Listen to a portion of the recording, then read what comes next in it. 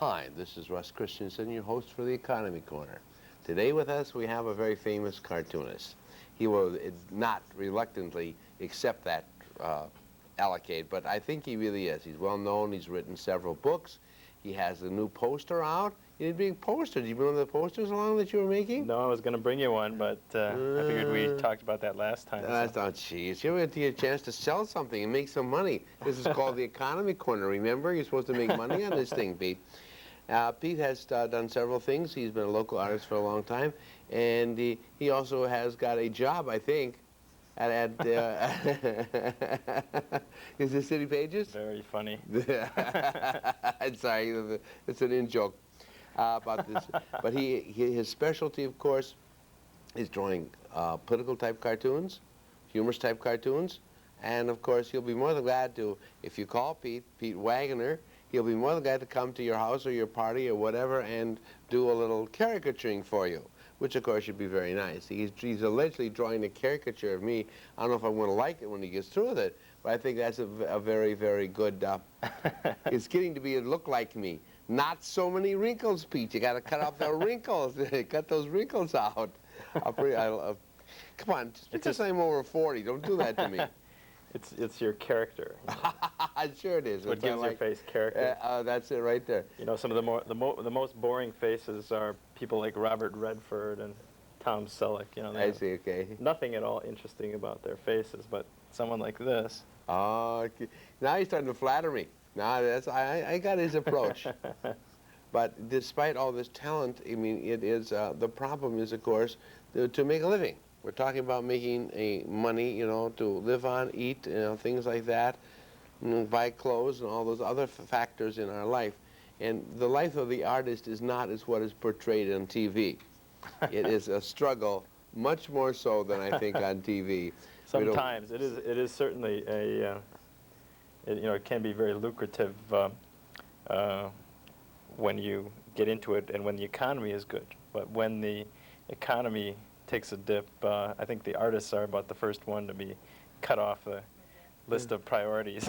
You should be in great shape then, because I think the economy is good at this point, is really very comfortably going up. For now, it's going pretty well, but tell you the truth, I'm starting to think ahead a little bit and getting a little nervous.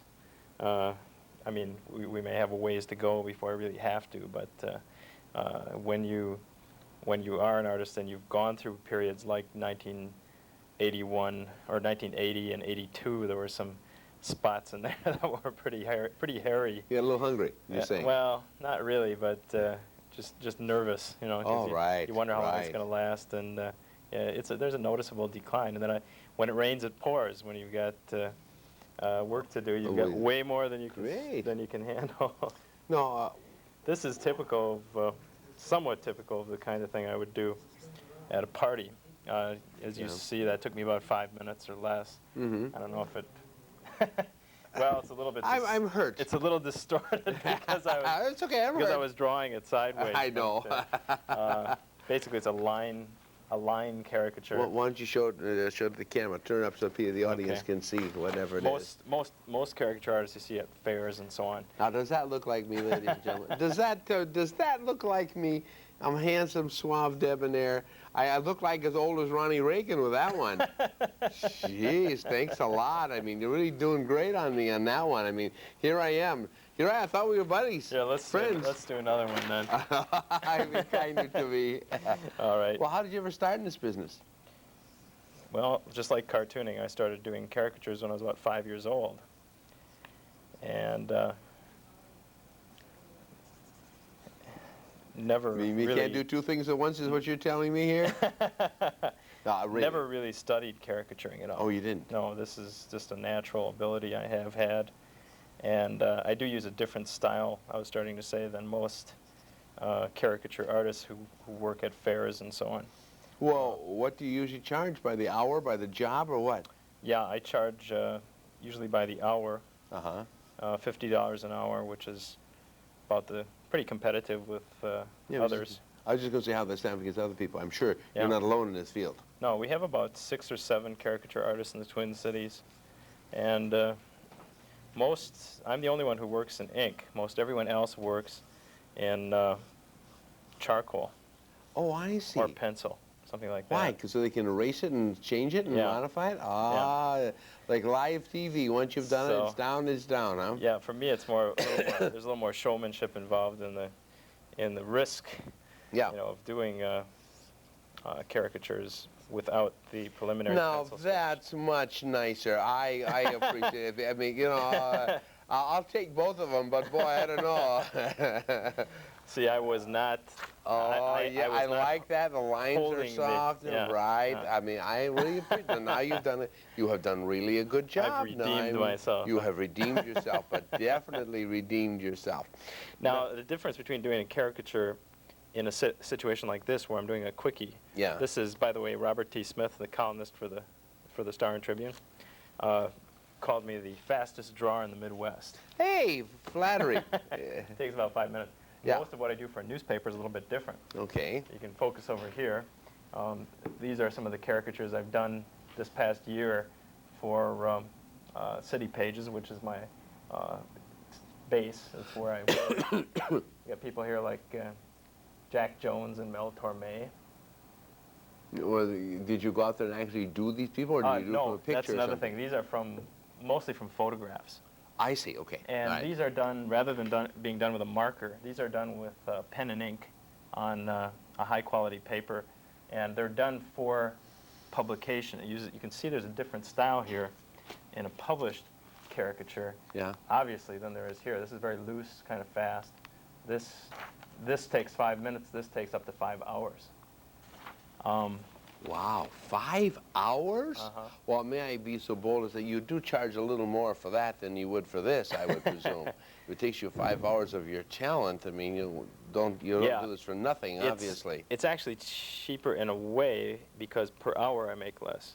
Mm-hmm. But for the same amount of money you would pay for one of these, that's about what I would usually charge, either from $50 to $100 per To do with caricature. Yeah. Is this for basically advertising purposes, or why are you doing this This sort is of my job. Oh, I'm I the see. Staff cartoonist at City Pages. I see. Okay, So all right, this is all right. part of my job. I also do, as you know, we've talked about on other shows, the editorial cartoons. Right, that's a different story. I thought I'd show you something else I do. Here's Jack Burns, local people. This is Scott Hansen of the Comedy Gallery. Mm-hmm. Bud- I Larry can even Bud recognize Melman. Scott Hansen. I think that's a seen good. him? I like him, funny, and that's a good.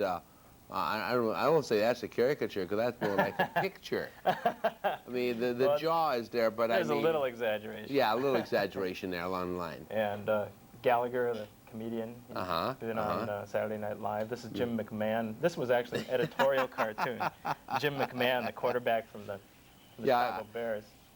And here he has, you notice he has a tourniquet on a bit tight. This was edited. Unfortunately, I had a caption on this, which the editors Took off? yeah. And the caption was, you can't squeeze blood from a turnip.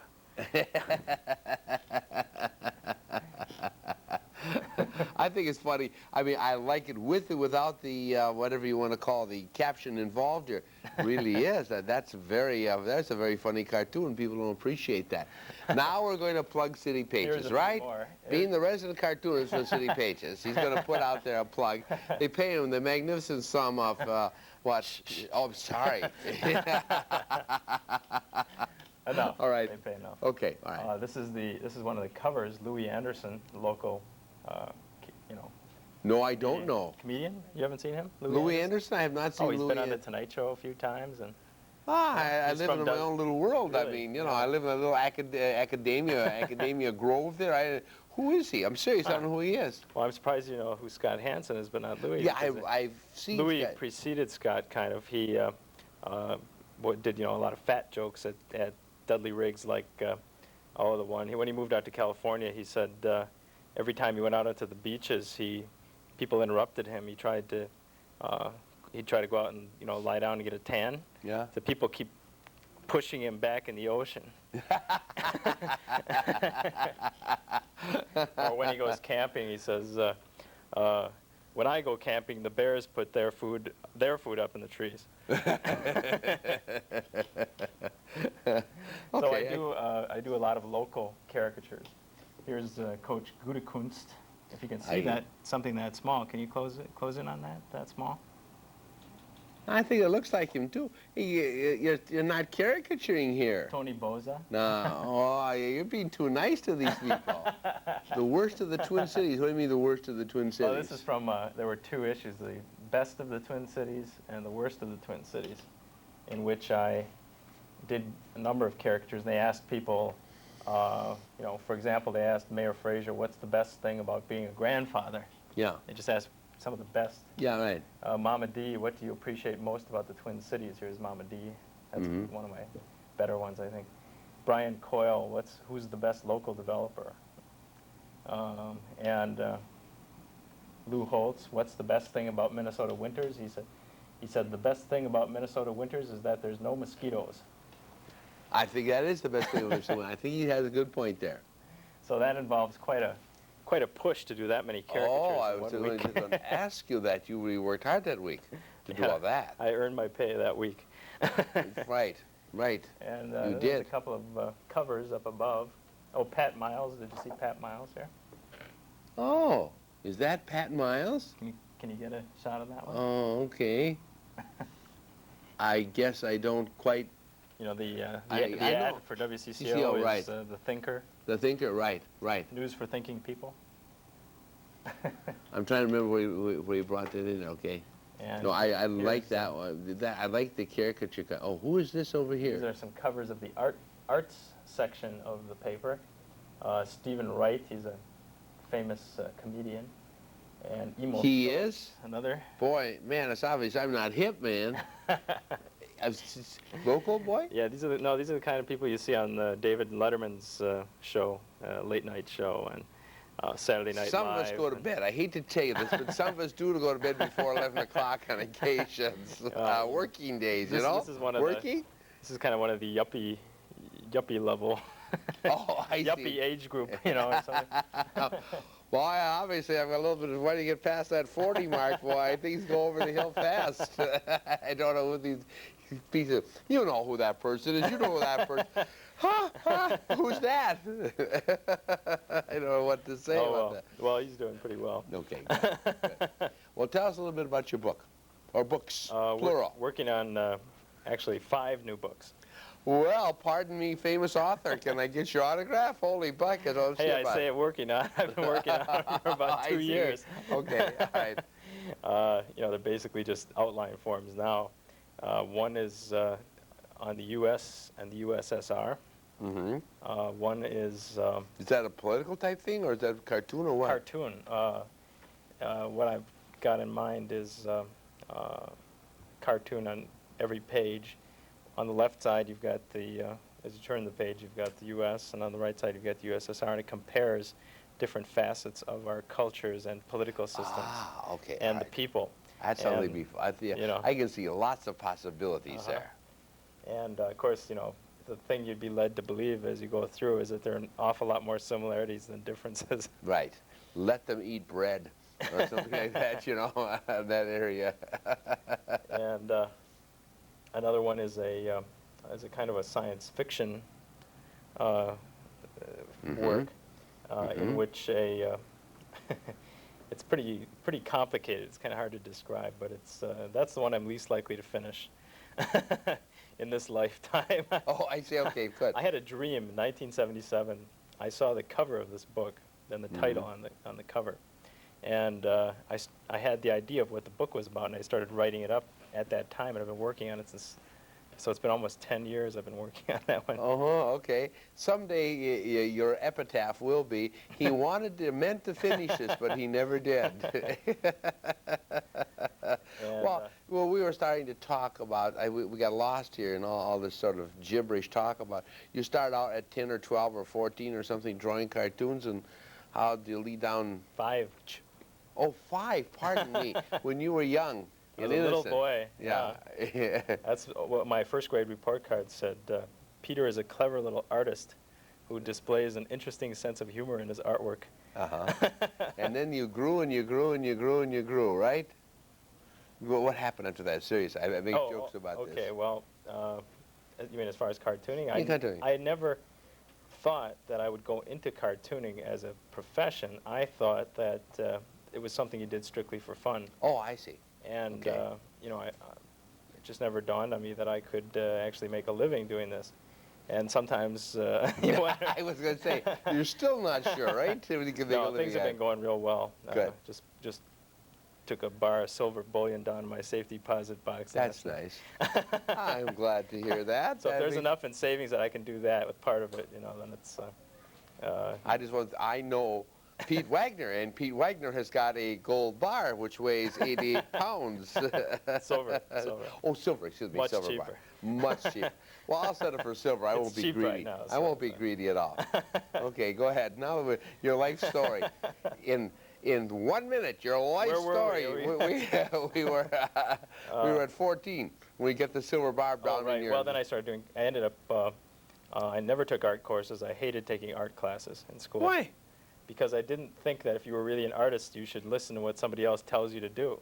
If you're an artist, it means you're creative and you're original. Oh. And you don't do what somebody else tells you to do. All right. So like Michelangelo. Trek. Go ahead. Tell me. I avoided that. And then when I got into my last year, I was thinking I'd probably go on to college and become a lawyer.